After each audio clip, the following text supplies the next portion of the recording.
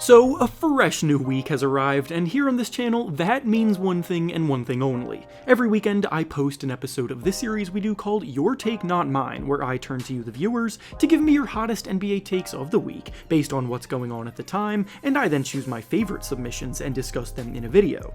This week, we had some big-time matchups between some of the top teams go down, teams and players have continued to bunker down for a playoff push, and there's been a ton happening on and off the court, so we definitely have plenty to discuss. In order to submit your takes, I make a community post on either the day of or the day before the video, similar to the one that you see on your screen now. So if you want a chance to be featured in a future episode, be sure to stay on the lookout for that.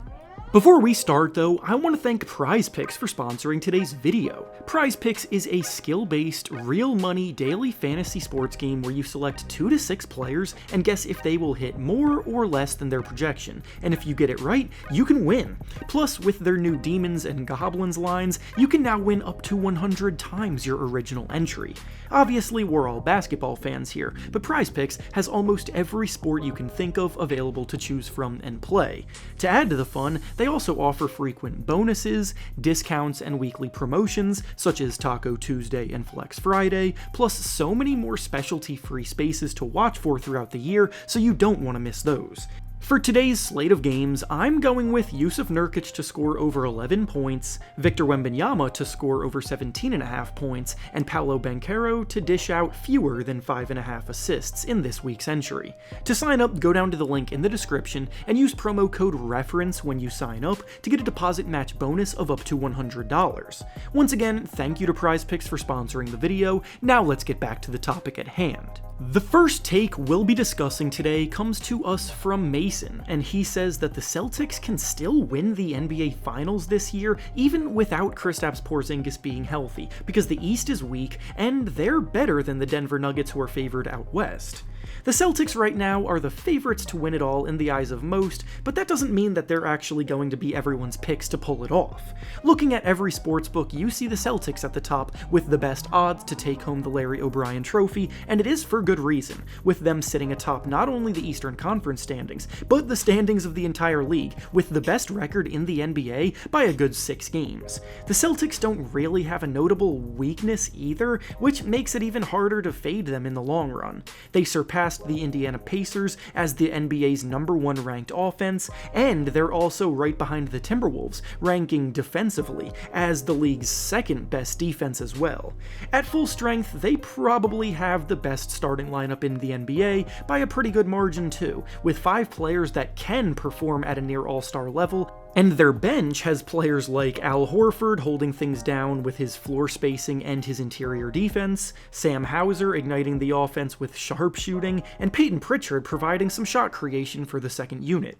As things stand, the only possible pushback against them is whether or not Jayson Tatum can be the best player on a title team, because throughout his entire career, his Celtics teams have made deep runs, but have always fallen short as a result of him being outplayed by the opposing superstars, which ultimately tends to be the difference at the absolute highest level of NBA competition. Other than that, the thing that people need to keep an eye on is obviously the health of Kristaps Porzingis. Porzingis has missed the last week of games because he strained his hamstring, and if there's one thing you need to know about hamstring issues, it's that they tend to stick around for a while. Porzingis will be back on the court soon, as reports have been saying he's been making good progress behind the scenes, but hamstring injuries are the kind of thing that can be tweaked pretty easily once they're there. The addition of Porzingis has been a huge bonus to Boston this season, with his ability to abuse mismatches as the team's 3rd option on offense being a huge part of their dominance. The impact metrics say that the Celtics still perform relatively the same with or without Porzingis on the court, and against most teams they can definitely survive his absence, but at the highest level of playoff competition, I don't think they would be nearly as favored if they were not at 100% health, especially since this Celtics core does not yet have a championship ring on their resume yet. The next take we'll be discussing today comes to us from Saul, and he says that the Lakers should have just blown it up this year. The Lakers every year are coming in with title or bust expectations. That's just the reality of being a team led by LeBron James. For the second season in a row, though, they've been pretty underwhelming going into the trade deadline, hovering around the play-in tournament range. Last season, they made a lot of drastic changes to the roster that turned their season around at the trade deadline, resulting in them making a run to the conference finals as the 7th seed. But this year, they stood pat at the trade deadline, which made many people confused due to the state of the team.